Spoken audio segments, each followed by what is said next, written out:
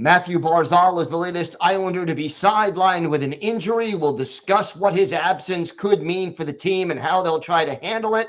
Plus, we have a full preview of tonight's game against the Penguins. All that and more on today's Locked On Islanders podcast.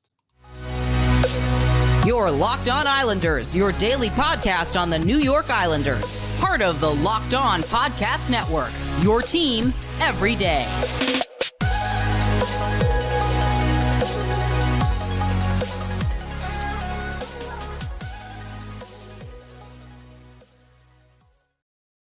And welcome, everybody, to the Monday edition of the Locked On Islanders podcast, part of the Locked On Podcast Network, your team every day. Thank you for making Locked On Islanders your first listen every day. We are free and available on all platforms. This episode is brought to you by FanDuel Sportsbook, official sportsbook of Locked On. Make every moment more. Visit FanDuel.com/LockedOn today to get started. We have got a lot to discuss on today's episode, but first, if there's something Islanders related on your mind, if you have a question, a comment about something we've discussed, or maybe a topic you'd like us to discuss on a future episode, feel free to send us an email. The email address, lockedonislanders@gmail.com. And if you leave your first name and where you're from, we're happy to mention you on the show when we discuss whatever it is that's on your mind. You can also follow the show on Twitter at Locked On Isles, and you can follow me, Gil Martin, on Twitter at Ice Wars, NYRVSNYI. We'll keep you up to date on all the latest Islanders news, notes, and happenings, and I am live tweeting during nearly every Islanders home and road game. So join me for some instant insight and analysis, and always great to hear from Islander fans and talk a little Islanders hockey with fellow Islander fans, game time or anytime.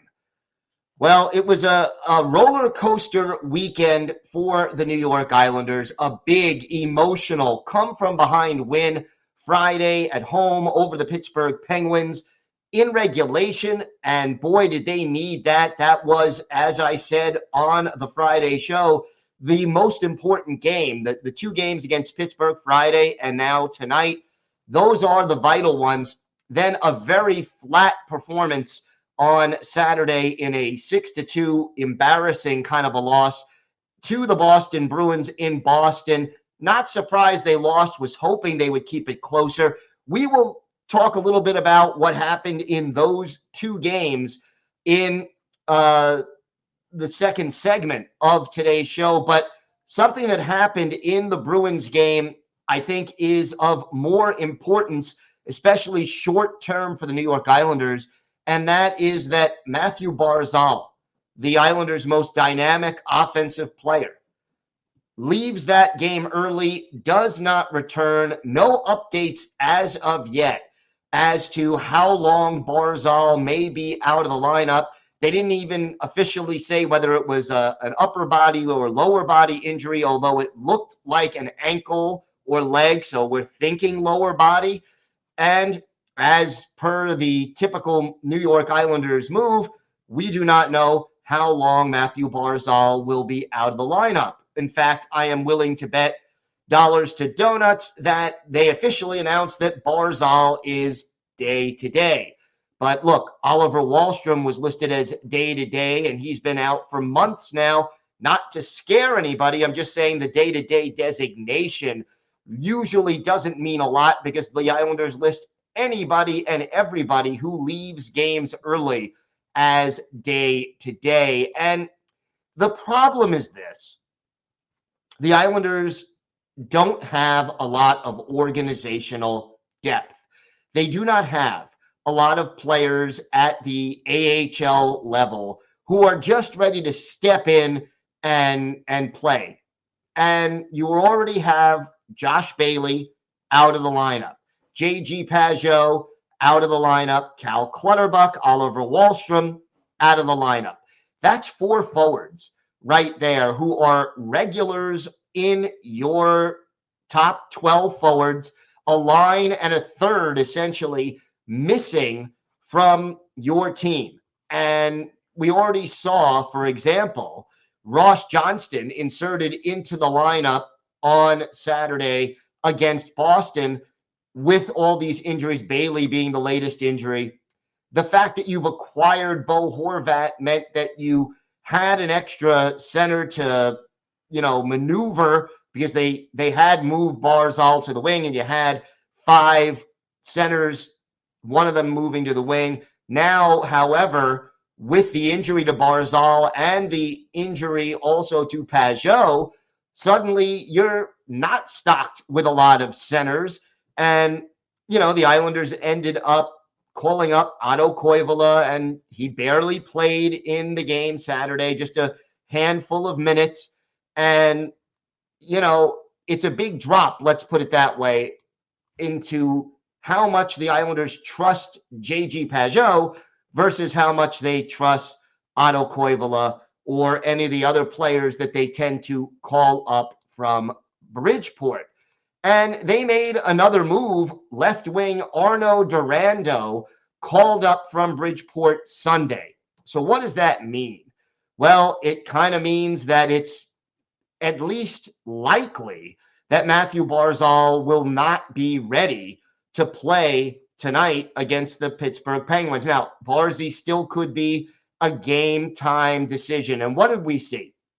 Craig Smith delivers the hit, not saying it was necessarily a dirty hit. Barzal finishes the shift, heads into the tunnel. TV timeout comes. He tries to test the leg and then leaves the ice again without getting back into the lineup during the game. And now, boy, injuries are just mounting for the New York Islanders. So, they've called up Andy Andreoff and Otto Koivula. They put Ross Johnston into the lineup, and now Arnaud Durandeau called up from Bridgeport. So what do we know about Durandeau? Well, 24 years old, just turned 24 in mid-January. He's a left-handed shot, native of Montreal. Islanders drafted him back in 2017 in the 6th round. And look, he made his AHL debut with Bridgeport back in 2019, 2020.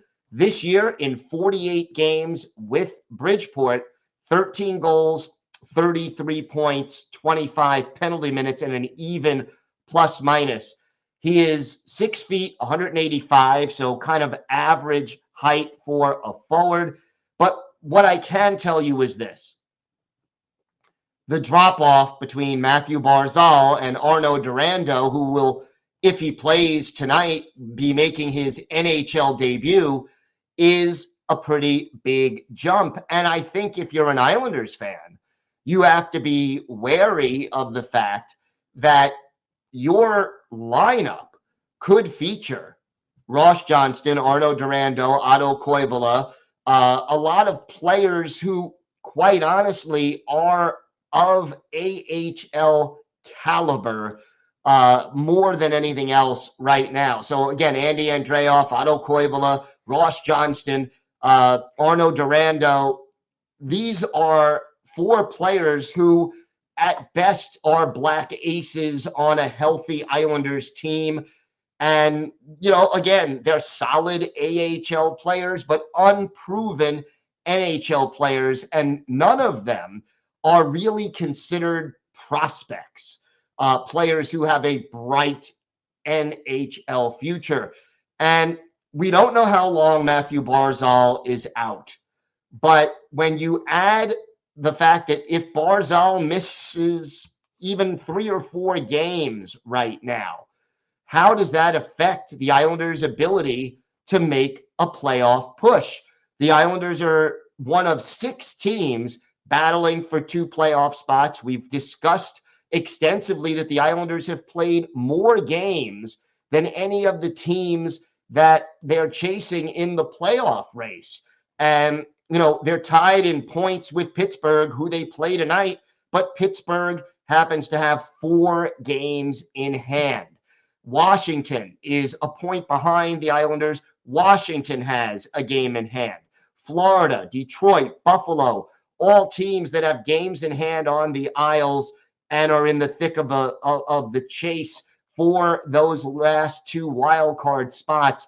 If you don't have Mathew Barzal, that is yet another reason that you might want to try to sell some of those veteran players, especially on expiring contracts at the trade deadline, because Barzy's absence will really hurt this team. Now, Barzy could come back into the lineup tonight, could come back into the lineup, Wednesday or Friday of this week. You're at home against Winnipeg and LA, but we don't know, and it will be critical for the Islanders to get Barzal back as soon as possible.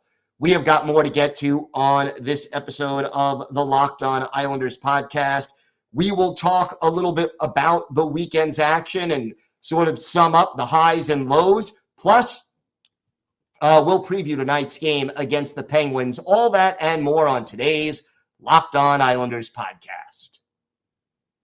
Today's episode is brought to you by Athletic Greens. Our next partner has a product I literally use every day. I started taking AG1 because I wanted one supplement that would meet all my nutritional needs. So what is this stuff? Well, with one delicious scoop of AG1, you're absorbing 75 high-quality vitamins, minerals, whole food source superfoods, probiotics, and adaptogens to help you start your day right.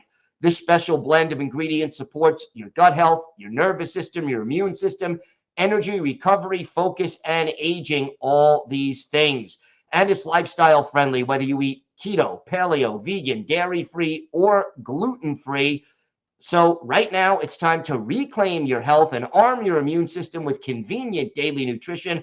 It's just one scoop and a cup of water every day, and that's it. No need for a million different pills and supplements to look out for your health. And to make it easy, Athletic Greens is going to give you a free 1-year supply of immune-supporting vitamin D and 5 free travel packs with your first purchase. All you have to do is visit athleticgreens.com/NHL Network. Again, that's athleticgreens.com/NHL Network to take ownership over your health and pick up the ultimate daily nutritional insurance. So the weekend was up and down for the New York Islanders. And look, the game against Pittsburgh on Friday was a very emotional, big kind of a win for the New York Islanders. And, you're down 4-2 with just a minute and 3 seconds left in the second period. And then you get the big goal from Anders Lee with 28 seconds left in the second. That gives them momentum. They tie it on a power play goal by Brock Nelson early in the third, and then Zach Parise gets credit for the winning goal with less than 3 minutes left in regulation. And boy, a game that, you were down 3-1, you were down 4-2. The Islanders sort of playing catch up, but that third period was one of their better periods. It was enough to beat an inconsistent Penguins team. And boy, this team really needed it at the time. It kept their playoff hopes alive. Brock Nelson, 3-point night. Anders Lee, a 3-point night, both of them with 2 goals and an assist. And for Nelson, 12 straight games at that point with at least 1 point. And Ilya Sorokin, 40 saves to earn the win in a game where the Islanders were very much outshot. To me, the important thing about the win was the emotion behind it. The fact that the team, even though they really weren't shoddy and inconsistent in those first 2 periods, didn't quit, dug in deep, came up big in the clutch. And again, it was your Lees and your Nelsons leading the way offensively for the Islanders. And that was a great win. And it realistically kept the team alive. So that was very, very, very good for this team and much needed, to say the least. And, Adam from Nanaimo, I hope I'm pronouncing that right. He did spell it out, sends in an email. I knew as soon as we got the 5-4, there was no way we would give it up. Why is that, Adam, you ask? Well, glad you asked. 2 words, Anders Lee. It's not just the 3 points. That's our captain, and that's what he brings to the bench and the room and the ice. With all three of Anders Lee is going, we get this true Islanders grit. So, Adam, a big fan of Anders Lee and what he brought to the table, and that was a good thing. But then after the big emotional win on Friday, a flat performance in Boston Saturday. And again, I didn't expect the Islanders to go out and beat the Bruins in Boston when the Islanders were coming off a back-to-back. You knew that they were going to have a hard time, and the Bruins had Ullmark in goal. He's arguably the best goalie in the league this year. The Islanders were going with Varlamov. They were missing Josh Bailey. They were missing J.G. Pajot coming into the game. And, again, you knew they were sort of up against the 8 ball. You didn't expect them to win, and yet you lose Mathew Barzal early in the game, as we discussed earlier. And I think this team sort of got behind early and never really got back into the game. We talked about Andy Andreoff. He had an assist, so congratulations to him on the helper. Had 5 hits in just 10.5 minutes. But overall, the Islanders just going up against the best team in the league when they were shorthanded, and you end up losing Barzy on top of it. Just not a very good performance, to say the least. So I think more than anything, I was disappointed with the way they came out. And Kyle Palmieri, I think, said it best. I think we were maybe a little bit on our heels, put ourselves on the penalty kill. Obviously, that's a dangerous power play over there. They score. They're at home Saturday night. It kind of snowballed. And you can't afford to do that. I did not expect the Islanders to beat the Bruins. I was hoping they might be able to squeeze a point out of it, but it isn't easy. And offensively now, what we've seen Lane Lambert do is sort of double shift a lot of the top 6 forwards and shorten his bench. Because look, Simon Holmstrom now 1 point in his last 11 games. Casey Cizikas, no points in his last 12. Hudson Fasching, no points in his last 8 games. This is a team with a lot of players who just struggle to score, and you can get away with having 3 or 4 players in your lineup like that, but not 6 or 7.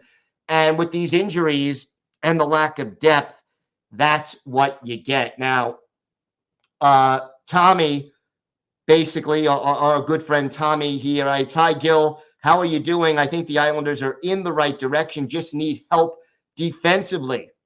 A lot of the games they lost was only by a goal or 2, so they're right there. I'll give Coach Lambert till the end of the season. Then maybe it's time to part ways.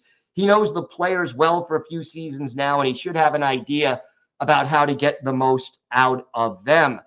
As far as the game against the Bruins, I would have pulled Varley and put in Sorokin after the 3rd goal. What do you think? A couple of the goals weren't his fault, but there were a few he could have saved. Putting Sorokin in would have created a spark, possibly. Thanks for doing the podcast. Let's go Islanders. Tommy, thanks for the email. Look, I agree that Varlamov did not have a great game, and he gave up 6 goals and only 27 shots. That's a .778 save percentage. Clearly a clunker. Did the Islanders struggle defensively in the game? Yeah, a lot of those goals were either, power play goals, rebounds, players left uncovered in prime scoring positions, and that certainly hurt. But the reason I think they don't switch out Varlamov, you're at home, you're on the road, you're against the Bruins, you're down 3-0, you've got a depleted lineup, you've lost Barzal, and you're coming off a back-to-back. I think by the time it got to be 3-0, if they change out Varlamov and put on Sorokin, does it possibly give the team a little bit of a spark? Yeah, it might. But you had just played the night before, and you need Sorokin healthy and ready and rested for Monday's game in Pittsburgh, which to me if the Islanders end up beating Pittsburgh tonight and you get the 2 wins against Pittsburgh sandwiched around the loss to Boston, I think that's fine. The one thing they have to do is beat Pittsburgh, one of the teams they're fighting for one of those final wild card spots in the playoffs. So I almost think that while the move would have given the Islanders possibly a little bit of a jump, number one, you want Varley to stay sharp, and I think Varley took one for the team. The important thing is that Sorokin be ready for the game in Pittsburgh, and that's why Lane Lambert didn't make the move. But Tommy, thank you very much for a good question about what happened Saturday in Boston.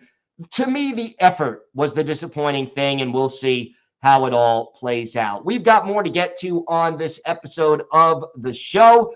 We have got a full preview of tonight's game, and then a physical defenseman who played with the Islanders in the mid-2000s is our Islanders' birthday of the day. All that and more still to come on this episode of the Locked On Islanders podcast. Today's episode is brought to you by FanDuel. The midway point of the NBA season is here, and now is the perfect time to download FanDuel, America's #1 sportsbook, because new customers get a no-sweat first bet up to $1,000. That's bonus bets back if your first bet doesn't win. Just download the FanDuel Sportsbook app. It's safe, secure, and super easy to use. And then you can bet on everything from the money line to point scorers and threes drained. And hey, maybe you want to check out the odds for the Islanders tonight in Pittsburgh in that big game on the FanDuel app. Plus, FanDuel even lets you combine your bets for a chance at a bigger payout with the same game parlay. So don't miss your chance to get your no-sweat first bet up to $1,000 in bonus bets when you go to FanDuel.com/LockedOn. That's FanDuel.com/LockedOn to learn more. Make every moment more with FanDuel, official sportsbook partner of the NBA. So tonight, Islanders and Penguins, this time in Pittsburgh. And boy, is this an important game for the New York Islanders. And the Penguins are reeling a little bit right now. They are tied with the Islanders in the standings, but again, Pittsburgh has those 4 games in hand. And we mentioned that Tristan Jarry, their #1 goalie, out of the lineup. We saw Casey DeSmith Friday, and he did not play particularly well. Saturday, the Penguins lose to the Devils in Pittsburgh 5-2. So New Jersey giving the Islanders a little bit of help in that regard. Dustin Tokarski played in goal for Pittsburgh in that game, which means DeSmith is almost certainly going to start for Pittsburgh in Pittsburgh tonight against the Islanders. We know the Penguins well. They are a tough division opponent. Sidney Crosby always seems to excel against the Islanders. He leads the team with 42 assists, 25 goals, and 67 points. We know the names: Evgeny Malkin, Jake Gunsel, Chris Letang, Brian Rust, Richard Rakell. This is a team that Islander fans are only too familiar with, and yet, like the Islanders, the Penguins have been very inconsistent this year. In the middle of the pack in goals, 15th in the league. In the middle of the pack in goals against, 17th in the league. Power play, 17th in the league, 21.5% success rate. The PK, 14th in the league. In other words, this is a very average team statistically in almost every facet of the game. And it's something the Islanders should be able to take advantage of. Breaking down the line combinations, here's how they lined up against the Devils. Top line of Sidney Crosby, Jake Gunsel, and Richard Rakell. Malkin, Jason Zucker, and Brian Rust, the second line. From left to right on the third line, Drew O'Connor, Jeff Carter, and Kasperi Kapanen. And Teddy Bluger centers the fourth line. Brock McGinn to his left, Josh Archibald to his right. Brian Demoulian and Chris Letang, a very solid top pair on defense. Marcus Pettersson and Jeff Petrie are the second pairing, and Pierre-Olivier Joseph and Chad Ruhwedel are the third pairing. The goaltenders, are Casey DeSmith, and if he's healthy, Tristan Jarry, although again, Dustin Tokarski played on Saturday, and he, if Jarry is not back, will almost certainly back up Casey DeSmith. Big game for the Islanders, a must-win game, and if they can be a little bit more consistent defensively, I think this is a game that they could win even more easily than the drama we saw on Friday night. But again, a must-win, preferably in regulation tonight for the Islanders.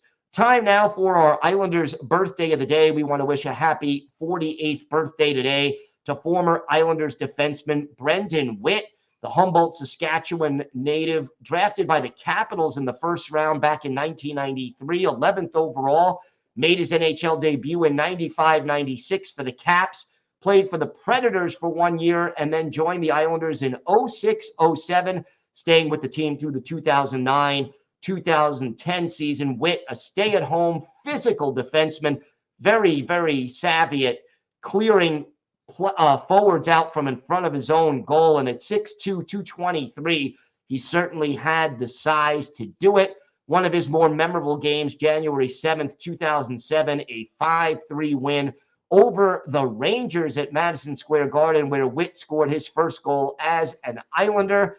And that goal came against Henrik Lundqvist in a 5-3 Islanders win. So happy birthday to the big guy, Brendan Witt. He is our Islanders birthday of the day. That's going to do it for this episode of the Locked On Islanders podcast. We will be back tomorrow with our key takeaways from this big game against the Pittsburgh Penguins. And we'll have our unsung hero of the game and our go to the game and the latest injury updates on all of the Islanders walking wounded. Until then, have a great day, everybody. Stay safe. And of course, let's go Islanders.